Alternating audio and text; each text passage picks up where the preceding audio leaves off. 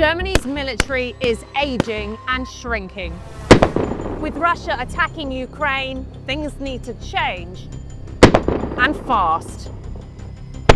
I don't think that we are in a war, but we are no longer living in peacetime. I think we have to make peace and not war. It's so simple. So how is Europe's biggest power getting itself ready for war?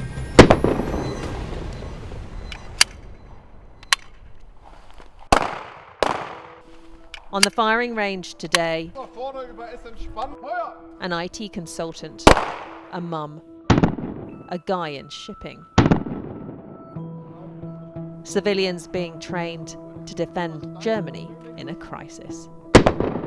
The situation in Europe has changed because of the war in Ukraine. So now where whole areas are changing and we need to get ready for maybe a war in the future, we need to fill up our reserves.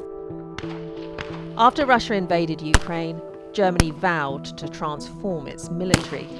That included boosting the numbers of troops and reservists like these. Here they're taught shooting and survival, readying the recruits to help support their country in times of war or natural disaster. Like many here, office worker David was inspired to apply for the Home Guard after war returned to Europe.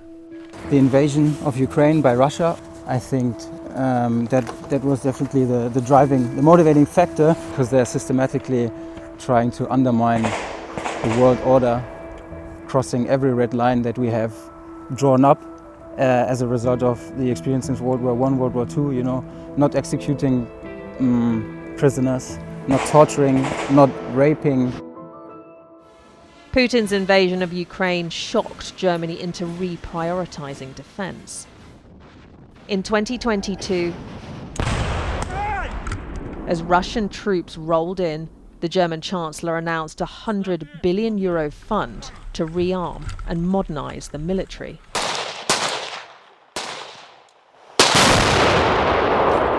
Since then, military chiefs have repeatedly warned Germany needs to be ready for war and fast. We have 5 to 8 years. And 5 to 8 years, when the reconstitution of the Russian forces is at a level that an attack against NATO territory might be possible. For me as a military, 5 to 8 years means I have to be ready in 5 years. That 5-year timer is now ticking, and it's not just Germany's defences that are on the line. If the war in Ukraine bubbled over and NATO's eastern flank was attacked, Germany has two important roles. Firstly, it would send troops to support NATO forces. Secondly, it's a crucial hub from which the main bulk of Allied forces would deploy through. It's hard to overstate just how much of an impact the war in Ukraine has had on Germany. For the first time since the Cold War, they've drawn up a top-secret defence plan, the so-called Operation Deutschland, or O-Plan. I've come to meet Lieutenant General Andre Bodeman, the man behind the plan. You were one of the main minds in the O-Plan, the main thinkers of it. Yeah, the architect, so to speak. Yeah. I'm really convinced that this plan will work. But you need a high motivation every day.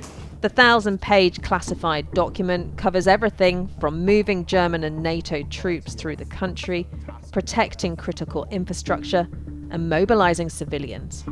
Since the Russian invasion into Ukraine, the completely situation changed with regard to our threats. So in the Cold War we had 0 was peace and 1 was war, and now we are living in a time in between, in the hybrid phase, because we have a lot of hybrid threats even now, even today. That's fake news, disinformation, that's cyber attack, that's espionage, and that's sabotage. Is there a sense that you're already at war?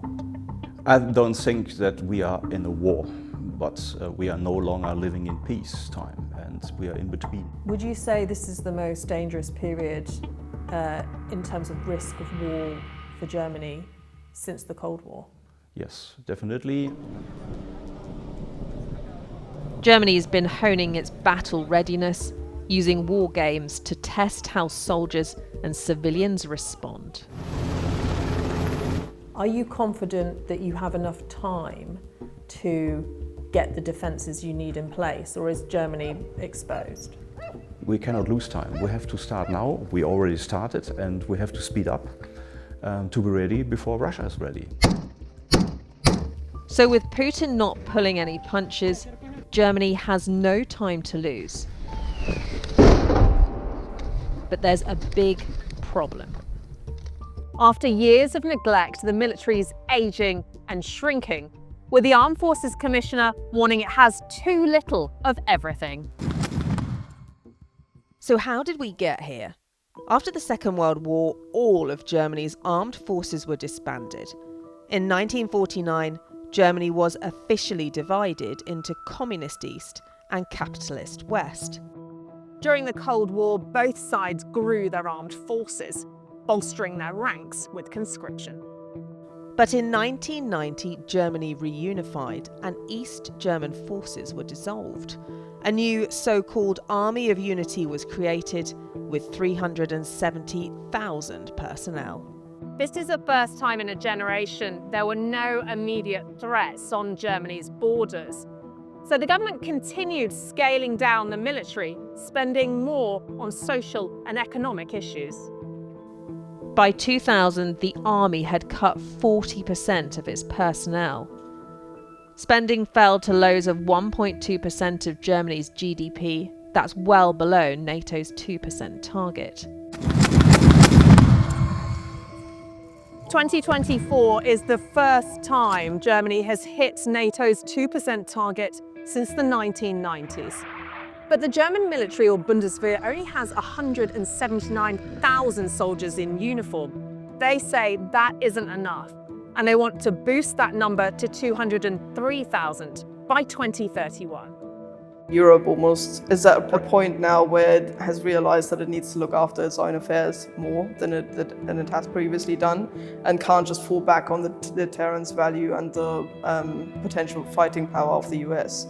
And without Germany pulling its own massive weight within that scenario where Europe is under attack, it wouldn't really work. You wouldn't have enough deterrence to stop Putin from attacking other countries in Eastern Europe. Fertig, go. And that's where young people come in. This camp offers teenagers an insight into what it takes to be a soldier. With conscription currently off the table, the military's finding other ways to attract recruits. And 17-year-old Julian is ready to serve. Why is it that you want to join the military? There's a sense of patriotism, that's a big part of that. And also the love of my country, wanting to defend it. But not everyone is as keen as these guys. With 20,000 soldiers to find in 6 years, the government has another plan. In an effort to drum up applications, every 18-year-old will be sent a survey to find out who's interested in joining up. If the law's rubber-stamped, men will have to respond, women won't. Why do you think more young people aren't interested in joining at the moment? Probably they think they come here and have to go to war, and yeah, that doesn't sound that great. Do Germans not want to fight for the country? Do you think it's the history? This could be a main reason, of course, because we all know the history of Germany. I think that could be a main reason that many people don't want to join the army. Many Germans are inherently wary of war and the military, and that comes down a lot of the time to the country's recent history. The horrors of the Second World War.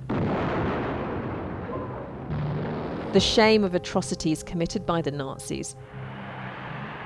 The division of Germany and its remilitarization during the Cold War have all left their scars on the country. Some people have found it a bit surprising that Germany isn't at the forefront of the idea that Europe needs to now rearm and get ready to defend itself. But I think that's underestimating the long history of German aversion to all things military, really. I mean, Germany is the outlier when you look at it, because it was Germany that started the Second World War with all of the horrific crimes and everything that came with that. Many Germans are still staunchly anti-war. Peace rallies are common. I've come to this one in Berlin to find out what people are worried about. Why have you come to a peace rally? Because I stand for peace, and war is never a solution. People are dying, and in the end, we have to sit down and talk together. I'm convinced that we must protest against the plans to make a big war. So I think there is a real danger that there will be a big war and maybe a third world war. We don't know. It's very dangerous, and we have to say no.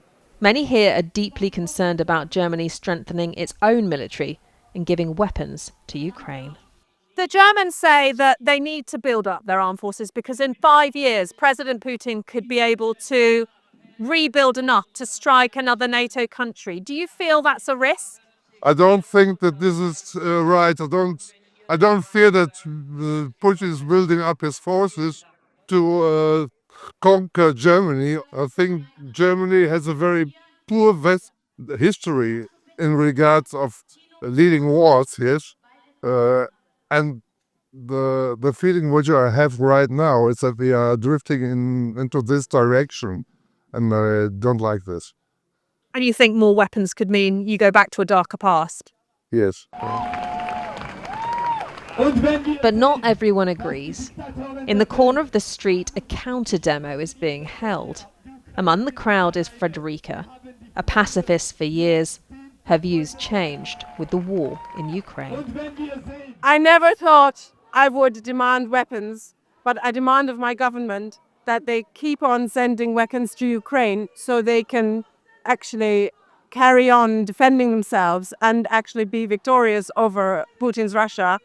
And unfortunately, we also need our own defense. We need to defend ourselves against Russia. We need to make sure that they know that we're not easy prey. Was this hard place for you to come to, saying Germany needs weapons for defense? Oh, yes. I am still part of a peace movement, but I am realistic enough that in the face of a dictatorship, you cannot be defenseless. But yes, for me, it's really difficult. But you need to face facts. You can't live in the dreamland. So on top of the aging and shrinking military, this anti-war sentiment's another headache for those trying to get Germany fit to fight in 5 years. But being war ready isn't just about boosting troops. It's also about protecting civilians. So this is a blast door. Yeah, and that's the outer blast door. The bunker gets two of them. Wow. The bunker Ronald is showing me is below Hamburg station. So this is the plan. That's the plan of the bunker. Oh, so you've got kitchen. Yeah. Sitting room. It's a proper house down here. Yeah, it is. So 1,500 people would be down here. Built by the Nazis, it was updated during the Cold War. So it's important that you got, in the case of nuclear attack, different exits. People could stay for 2 weeks here. What's this? Yeah, a kind of air conditioning system. But you have to turn the handle. Oh, wow. Yeah. It's for the case if you got no electric energy. It's a generator, doesn't start or something like this. You have to pull these handles. Turn the handle and that gets fresh air into here. Yes. So that you don't suffocate. Yes. Germany used to have around 2,000 public shelters like this one, but during peacetime that dwindled to 579, offering protection for just 500,000 people. The German government said we just don't need any bunkers anymore. So they decommissioned something, they demolished many bunkers, they sold it. How many functioning bunkers are there? If Germany needed them today, what would they have? Officially, not one. Once again, the war in Ukraine changed everything. The decommissioning of bunkers stopped. But an inventory of shelters like this one found it would take too long and be too expensive to reopen them. Instead, the government's making a list of buildings which can be used as shelters and creating a bunker app to help people find them. How much warning would people have got in the past, and how's that changed to now? Oh, in the Second World War, it takes a half an hour from the warning to the attack. Okay. And it has changed to the Cold War time to 7 minutes. This is the flying time of an intercontinental missile from Russia to Germany. In our times, it will only take 4 minutes. With this new threat, a new reality that Germany has to adapt to. We do not want the war. We must be ready to defend our country, we must be ready to defend NATO territory, but we would like to deter. And that's the price tag for deterrence and defense. The war in Ukraine has forced Germany's hand. Defence is once again a focus. But it's also a dividing line, a boundary that many here don't want to cross.